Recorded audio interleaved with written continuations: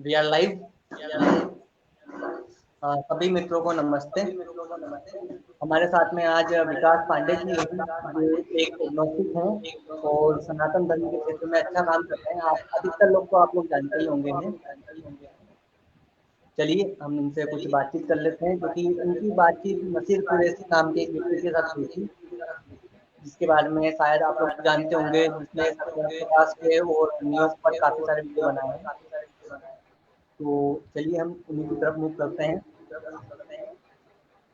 नमस्ते विकास जी। जी नमस्कार, और आपके सभी दर्शकों को मेरा हाथ जोड़ के नमस्कार और प्रणाम है। धन्यवाद। सभी दर्शकों की तरफ से मैं आपका धन्यवाद अदा करता हूँ। तो विकास जी, आपकी नसीर कुरैशी से बात हुई थी, जी तो जी आपने नियोग के विषय में उससे बात करी थी। थोड़ा सा हमारे दर्शकों को भी इस बारे में एक्सप्लेन कर सकते हैं?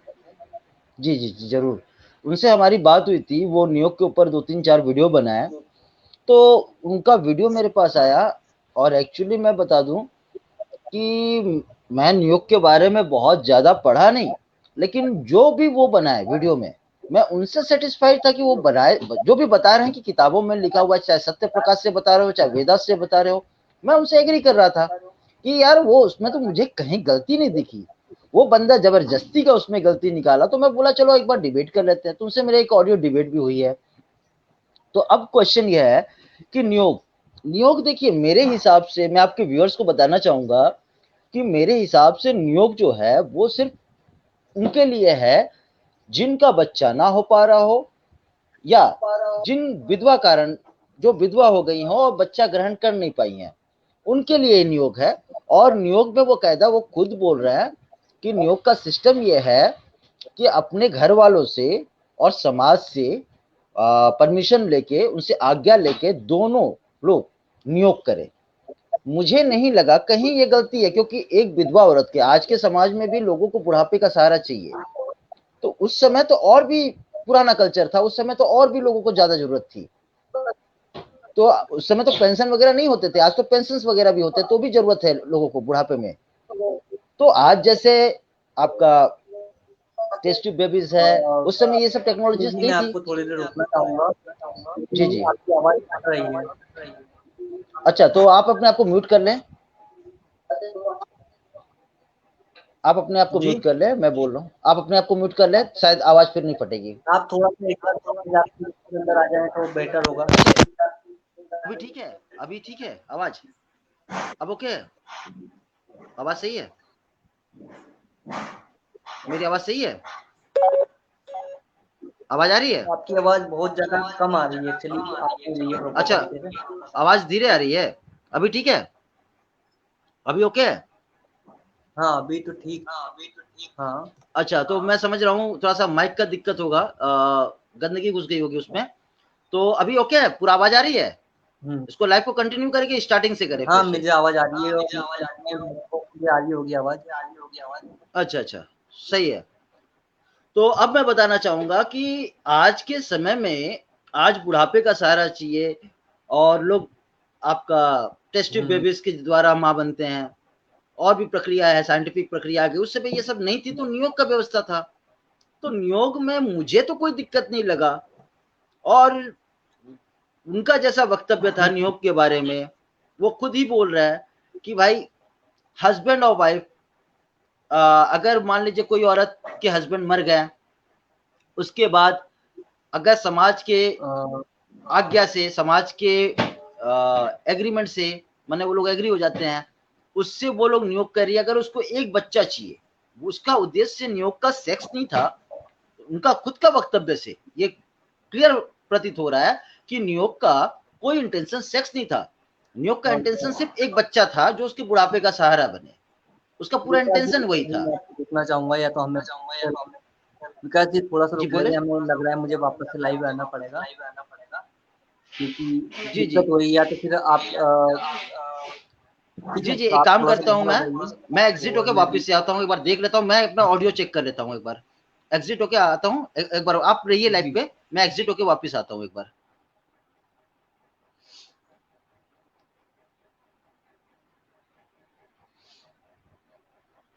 तो डियर फ्रेंड्स, फिलहाल वो तो चले गए हैं, शायद हो सकता है उनके भी माइक में दिक्कत हो। यस एग्जैक्टली, ये भी तो हो सकता है कि उनके स्पीकर में भी दिक्कत हो, मेरा स्पीकर सही हो, ये भी हो सकता है। तो मैं आगे बढ़ता हूँ, उनको बोलूंगा अगर वो सुन पा रहे हैं तो, सुन तो नहीं पा रहे होंगे।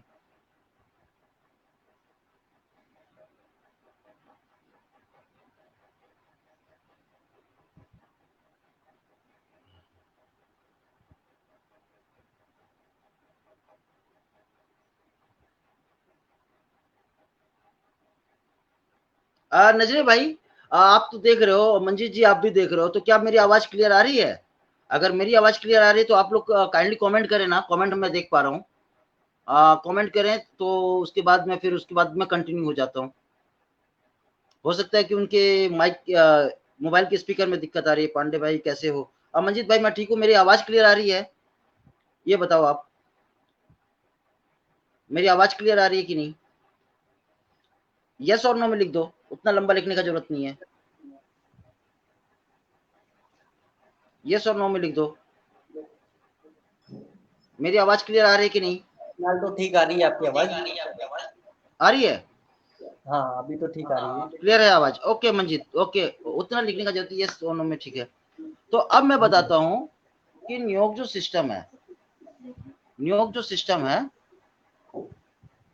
वो जो है आपका, मुझे कहीं से नियोग में दिक्कत नहीं लगा। इवन मैं उनको बताना चाहता हूँ, भाई साहब से जो नाम हुआ उनका नाम याद नहीं है, कोई कुरैशी साहब थे, क्या नाम था उनका? नसीर कुरैशी जी। नसीर कुरैशी साहब। नसीर कुरैशी साहब, मैं आपको ये भी बताना चाहूंगा कि मोहम्मद सल्लल्लाहु अलैहि वसल्लम खुद न्यूयॉर्क से पैदा हुए हैं। ये मैं नहीं कहता, हदीस कहती है। आप अगर सही बुखारी का वॉल्यूम 4 और हदीस 2874, मैं इंग्लिश में भी बोल देता हूँ, सही बुखारी का, मैं सही हदीस दे रहा हूँ, ज़ईफ हदीस नहीं दे रहा हूँ, सही बुखारी का वॉल्यूम 4 और हदीस 2874 को अगर आप पढ़ेंगे, उसमें मोहम्मद सल्लल्लाहु अलैहि वसल्लम खुद कसम खा के कहते हैं कि मैं नबी हूं और मैं अब्दुल मुत्तलिब का बेटा हूं।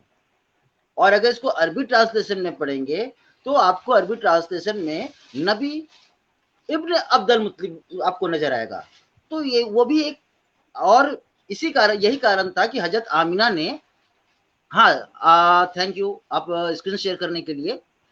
बलराम जी आप बहुत बहुत, राजवीर जी शुक्रिया, आपने स्क्रीन शेयर कर दिया। ये है हदीस, व्यूअर्स भी देख पा रहे हैं।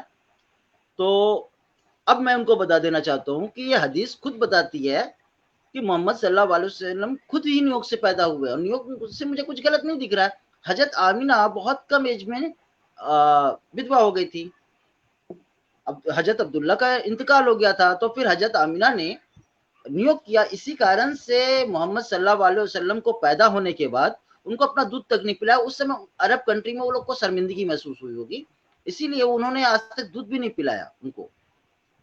तो ये तो उनके हदीस से ही साबित हो रहा है। तो नियोग तो मुझे कहीं गलत नहीं दिखा, मुझे कहीं गलत नहीं दिखा कि हजरत आमिना ने कुछ भी कंसर्न करके अगर वो मोहम्मद सल्लल्लाहु अलैहि वसल्लम को जन्म दिए, तो मुझे कहीं इसमें दिक्कत नहीं नजर आ रही है। पर उन्हें क्यों पता नहीं नियोग में नजर आई दिक्कत। अब देखिए मजे की बात है, मैं बता रहा हूं कि अगर आप निकाह मुत्ता का नाम सुनेंगे तो उसमें खुद डिजायर के लिए, पैसा के लिए लड़कियां सेक्स करती हैं, है ना? ये भी हमारे बहुत से मुसलमान भाई को नहीं पता है, या पता है तो वो लोग हमसे छुपाते हैं। उनको पता तो होगा, खासकर नसीर भाई को भी पता होगा निकाह मुत्ता क्या होता है। जब हम जैसे काफिरों को पता है तो उनको भी पता होगा कि निकाह मुत्ता क्या है। ये डिजायर के लिए अपना सिर्फ निकाह का नाम दे दिया जाता है, फिर उसके बाद वो लोग अलग अलग हो जाते हैं। ठीक वैसे ही निकाह है मैसर, जो सुन्नी कम्युनिटी में होता है, ये लिव इन रिलेशनशिप है, उसको भी ये कहा गया है, माने उसको भी लीगलाइज किया गया है इस्लाम में। तो अगर कोई लड़का लिव इन रिलेशनशिप में रहता है तो उसको कोई दिक्कत नहीं होनी चाहिए, कोई लड़की रहती है तो। ये इतने जबरदस्ती के इतने हिपोक्रेट क्यों बनते हैं, जबकि इस्लाम में खुद ही ये सब है, और ये इतने हिपोक्रेसी क्यों करते हैं, मुझे ये समझ में नहीं आया आज तक। राजवीर जी अब देखिए, आपके माध्यम से मैं जी आपके मैं बिल्कुल जी, तो मैं आपके माध्यम से आपके ऑडियंस को बताना चाहूंगा कि इनके यहाँ पे निकाय मुत्ता का भी प्रैक्टिसिंग है, निकाय मैसर का भी प्रैक्टिसिंग है। अगर मेरी बात पे यकीन ना आता हो तो मैं जो भी सबूत दे रहा हूँ उसको वो गूगल पे जाके सर्च कर ले, बाकायदा उनको ऑथेंटिक जगह से मिल जाएगी। और ये मैं अपने मन से कोई नहीं कहता, काफिर हूं मैं, मेरी बात का तो कोई यकीन नहीं करेगा। जी राजवीर जी, आप कुछ बोलना चाहेंगे? जी, इस व्यक्ति ने ये भी कहा था अभी कि महेंद्रपाल आर्य जी ने इसके अकॉर्डिंग कोई वीडियो नहीं बनाई अब तक और ना इसको जस्टिफाई कराए। महेंद्रपाल आर्य जी के चैनल पे मेरी खुद की एक वीडियो पड़ी है जिसमें मैंने नियोग के विषय में जानकारी दी, सत्यादादी भाषा में मिले थे, उसको भी मैंने जानकारी दी। तो उसके एक वीडियो बनाया था जिसका जवाब राजेश बाबू नाम का एक व्यक्ति था जो पास्टर था, उसने भी यही चीजें उठाई थी, तो मैंने उसको जवाब दिया था। अब इसका मतलब ये है कि हम हर व्यक्ति कोई भी अगर आए तो उसके लिए एक अलग से वीडियो लेना है। एक ही टॉपिक पर हर व्यक्ति जब भी कोशिश करे तो हम हर व्यक्ति पर अलग अलग आंसर नहीं करें, तो ये तो मेरी नजरों में मूर्खता हो जाएगी। विकास जी, आपका क्या कहना है, हमको बता सकते हैं? कि हाँ इस पे मुझे एक वीडियो नजर आई थी आज फिर मुझे कोई भेजा उसी यासिर भाई का, हाँ हाँ मैं वीडियो देखा, उसमें मैंने मेरा कमेंट भी था कि उनके जो व्यूअर्स हैं वो मेरे फेसबुक फॉलोअर्स से भी, मेरा एक लाइव आता है तो उसके भी बहुत कम परसेंटेज में है। उनका जी वीडियोस जी देखने वाला 30-40 लोग है।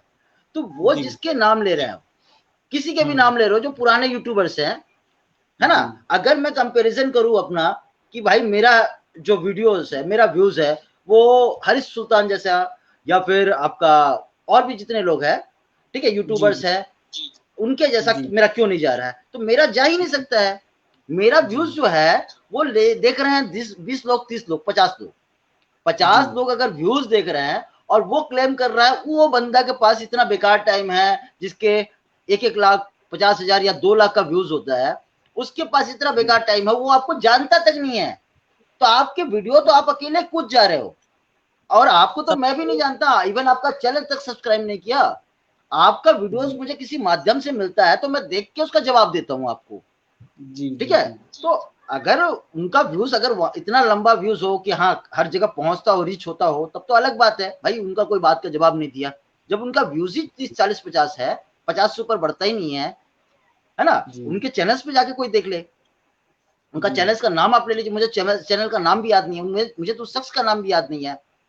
तो वो 10, 20, 50 वाले का, जी अ, उस बताएं। चैनल पे मेरे ख्याल से लास्ट वीडियो पे 30 व्यूज आए हैं अभी तक।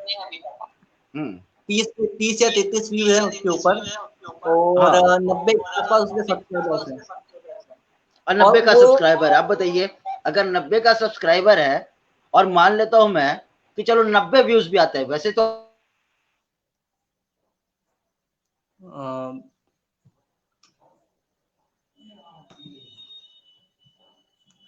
शायद पांडे जी की आवाज तक पहुंच नहीं पा रही है, तो मैं उन्हें कोशिश करता हूँ वापस से ऐड करने की, ताकि आप सभी लोगों से जो बातचीत हो रही है वो कंटिन्यू हो सके।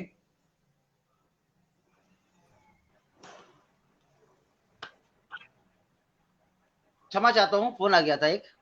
हाँ, तो अगर मैं मान लेता,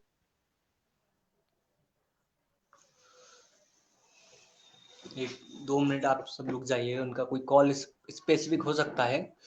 तब तक मैं एक चीज और आपसे कहना चाहूंगा कि उसने कुछ अपशब्द ऐसे बोले हैं जो एक बड़े यूट्यूबर्स को या फिर छोटे मोटे या फिर मुझ जैसे व्यक्ति को भी सूटेबल नहीं होंगे कि आप किसी को भी अपशब्दों का प्रयोग करें या फिर गाली गलौज से बात करें, वो भी यूट्यूब में वीडियो के दौरान। सॉरी बार बार फोन आ जा जी रहा है, जी जी, आप अभी ठीक है।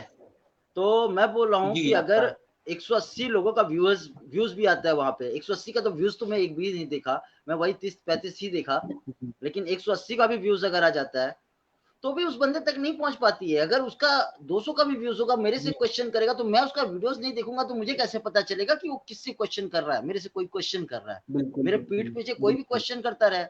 अगर डिबेट करनी है जी तो सामने जाके डिबेट कर ले अगला से, किसी से भी, चाहे मुझसे चाहे किसी से भी, बिल्कुल, जी। बिल्कुल, हमने चैलेंज कर रखा है उसको, मंदिर में बोला है, इन्विटेशन कार्ड दिए हैं। आप एक एग्नोस्टिक हैं या फिर यूँ कहूँ कि आप एक एक मिनट, आपकी एथिस्ट हैं। आवाज थोड़ा सा। जी जी। मैं ये कह जी रहा हूँ बताएं। कि आप एग्नोस्टिक हैं, आप एक एथिस्ट नहीं मान के चलेंगे। लेकिन सबसे बड़ी दिक्कत ये है कि हमने जो उसको चैलेंज किया था कि भाई आप मंदिर में आ, हम बात करेंगे, या फिर वो भी फ़ोन कॉल पे बात कर ले। ठीक है? मेरी फ़ोन रिकॉर्डिंग मैं आपको शेयर करूँगा, तो बंदा कभी बोल रहा है कि मेरा सर दुख रहा है, कभी कुछ हो रहा है, मुझे ये बीमारी है। अभी हमारे मंदिर भाई साइड जुड़े हुए हैं, तो उन्होंने कॉन्फ्रेंस कॉल पे लिया था बंदे को, तो मेरी आवाज़ सुनते से बंदा बोलता है कि मेरा सर दुख रहा है भाई, अभी बाद में कॉल करता हूँ। तो इस देखिए, नज़रिए पे क्या मायने है? अगला का पास जवाब नहीं है, अगला को अपने कुरान से वो बात नहीं कर सकता है, हदीस से वो बात नहीं कर सकता है। इवन मैं जब बात करने का कोशिश किया कि भाई न्यूयॉर्क पे ही बात कर लेते हैं, उस पे भी वो बात करने को तैयार नहीं, बात किया मेरे से, उसके बाद वो भी वहां से भी भाग गया। मेरे जवाब सुनकर वो करीब 25-26 मिनट का वो ऑडियो है, वो छोड़ छाड़ के चला गया वहां से। जी। तो अब उस बंदे का मैं क्या आशा रख सकता हूँ? वो जी, मुझे जी। कोई रिप्लाई भी नहीं दे रहा है। वो ऐसा भी बंदा नहीं है कि चलो यार आप यूट्यूब का चैनल बनाते हो, या अगर जी, मैं अपना कोई वीडियो डालता हूँ कोई भी टॉपिक पे, चाहे जी। एथिज्म पे ही डालता हूँ कि मैं एथिस्ट हूँ, उसके ऊपर कोई आके डिबेट तो कर ले मेरे से, जी, है ना? जी, जी। मैं हवा में अकेले उछल के अकेले वीडियो रिकॉर्ड करके डाल दूं, उसके बाद किसी को रिप्लाई ना करूं, तो ये तो कोई लॉजिक नहीं होता है। अगर बिल्कुल, डिबेट बिल्कुल। करना है, अगर आपके पास कुछ तथ्य है, कुछ फैक्ट्स है, तो आए सबके साथ शेयर करें। आप अपने बिल्कुल। इक्विवेलेंट लोगों से आके डिबेट कर ले एक बार, आपको ज्ञान का जी, पता चल जाएगा कि आपके पास क्या ज्ञान है, हमारे पास क्या ज्ञान है। जी बिल्कुल, बिल्कुल। और अभी इंस्टेंट में पाकिस्तान में कुछ केस हुआ था, आपको शायद पता होगा, बैंक मैनेजर के ऊपर। जी। जी तो उस पर आप अपना पॉइंट ऑफ व्यू अगर कुछ रख सकता है तो? देखिए, पाकिस्तान ही नहीं, सारे इस्लामिक कंट्री में दूसरे फिरके वाले जो होते हैं ना, वो काफिर ही घोषित रहते हैं। पाकिस्तान ही नहीं, सारे जी, कंट्रीज में। अब आप देखिए वहां पे आप एक बैंक मैनेजर को वहां के चपरासी ने मार दिया, सिर्फ गुस्ताखे रसूल के नाम पे, है ना? तो आज ये जी, देखें कि आपको ये बहुत बड़ा इशू नजर आ रहा है, लेकिन मेरे लिए ये बहुत बड़ा इशू नहीं है, क्योंकि मैं पाकिस्तानी प्लेस से बहुत ज्यादा जुड़ा हूं। मैं ये देखता जी, हूँ कि वहां पे महीने में 2-3 बार तो सिया के मस्जिद में ऐसी ब्लास्ट होती रहती है, 7-8-10 लोग मरते रहते हैं, है ना? जी, तो मेरे लिए बहुत बड़ा फैक्टर नहीं है कि उनके साथ क्या होता है। अब आप देख ले शियाओं का, अगर आप जी, शियाओं का देखेंगे तो भैया ईरान जहां पे है, वो यमन के जो टेररिस्ट हैं उनको सपोर्ट करते हैं कि सऊदीज में आप अटैक करें। तो जी, ये तो इनका आपस का फिरका का लड़ाई तो शुरू से चला आ रहा है, और मौत का खेल तो इनका आराम से चलता है। तो जी। और इसमें उसके बाद मुझे कुछ ये जी हम लोगों पर क्लेम करते हैं कि इन लोगों के अंदर जातिवाद है, या इस तरह की चीज़ें। देखिए सर, एक चीज मैं बताऊं कि कहीं ना कहीं थोड़ा बहुत हमारे अंदर भी जातिवाद है, जिसको हम जी, हटाने का खुद प्रयास कर रहे हैं कि भाई जी, जातिवाद को खत्म करना चाहिए और जातिवाद जी, खत्म होना चाहिए।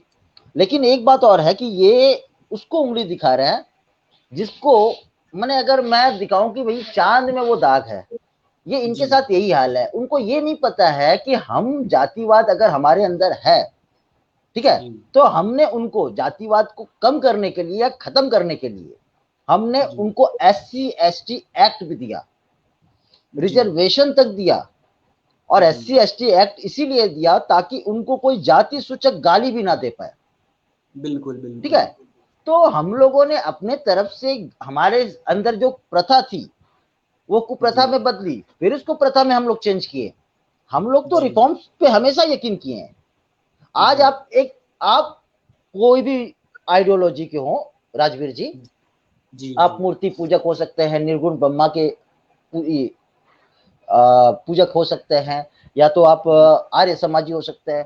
मैं एक जी, नास्तिक हूं, मैं तो जी, सबका सम्मान करता हूँ। सनातन तो मुझे यही सिखाया है, जी, सनातन तो बना ही इसी बेस पे है कि हम एक दूसरे का सम्मान करें, है ना? बिल्कुल, बिल्कुल। सनातन में मूर्ति पूजक भी आती है, निर्गुण ब्रह्मा जी, के भी उपासक आते हैं, जो जी, भक्ति मार्ग पे चलते हैं वो भी सनातनी हैं, और जो जी, क्या कहते हैं चरवाका फिलोसॉफी को मानते हैं यानी नास्तिकता को मानते हैं वो भी सनातनी है। इसीलिए मैं हमेशा बोलता हूँ कि मैं नास्तिक हूँ, मैं फिर भी आपके क्या कहते हैं एक सनातनी हूँ, और मुझे गर्व है सनातनी होने में। और हमारे सनातन में कहीं भी जाति प्रथा नहीं है। हमारे यहाँ वर्ण व्यवस्था को मैं कहीं गलत से नहीं मानता। अब एक छोटा सा एग्जांपल आपके माध्यम से मैं देना चाहता हूँ। वर्ण व्यवस्था क्या होती है कि आप कर्म के आधार पे आपका वर्ण का चयन होता है।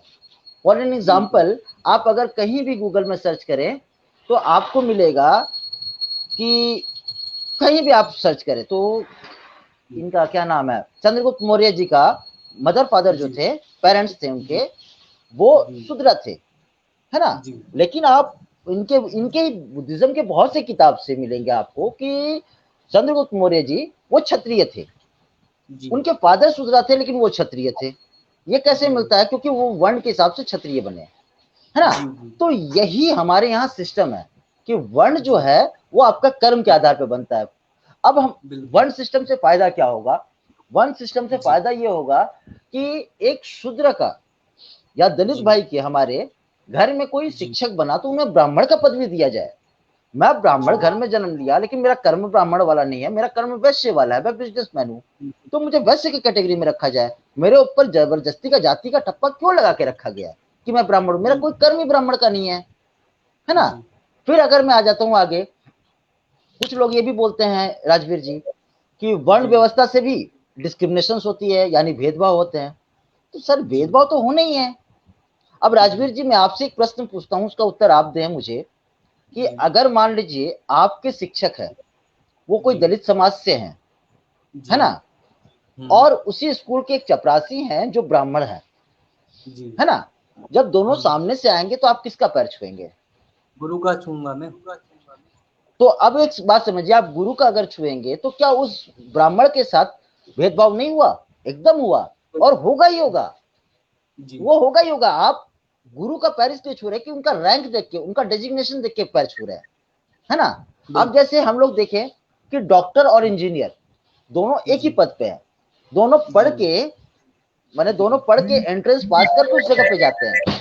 लेकिन क्या है, जब हम लोग कभी डॉक्टर के पास जाते हैं उनका पैर तक पकड़ लेते हैं, लेकिन कभी आज तक किसी ने इंजीनियर का पैर पकड़ के नहीं बोला होगा कि मुझे 2 मंजिला ऊपर और मरवा दो, मैं आपका पैर पकड़ रहा हूं।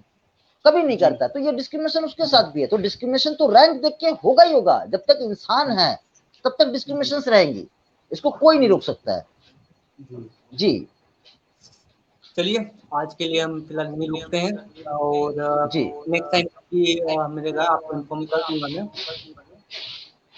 जी, आपके सारे व्यूअर्स को नमस्कार, प्रणाम और धन्यवाद। आपको भी धन्यवाद आपके चैनल पे हमको बुलाने के लिए। जी।